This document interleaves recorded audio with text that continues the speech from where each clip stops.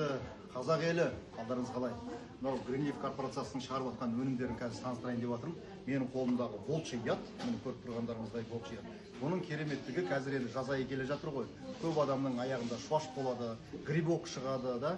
Вот мына өзі спрей. Кешке таман жатар кезде аяқты жуып, манадан бір-екі рет піс-піс еткізіп, жаңағы бір пузырьктер болады ғой бір аяқтағы да. Сол жерге піс-піс еткізіп, табаныңызға полный неғыз шашып қойсаңыздар да, өзінің қызметін керемет жасайды ғой. Бір-екі күннен кейін уже ана жаңа пузырьктардың бәрі кетіп, аяқтың иісі кетіп, күшті результат береді. Мынау ше. И одан кейін тағы айтып кетейін. Мына екеуін бірге айтайын. Бұларды өте керемет қызмет жасайды. Көп адамның қолтығы терлейтін болады. Дұрыс па? Қолтық терлеп, бір жағымсыз иіс шығып та, 2-ақ күн ғой, 2-ақ күн. Мынаны кешке жатар кезде тоже самой жуып, жақсылап жағып жатсаңыздар, мынау өзі дезодорант сияқты кәдімгі басында шай, а мынау спрей.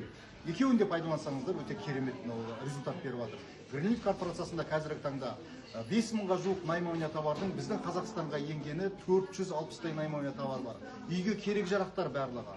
Шампунь керек па, моющее средство керек па, денсаулыққа пайдалы биологический добавка продуктылар керек па, барлығы бар.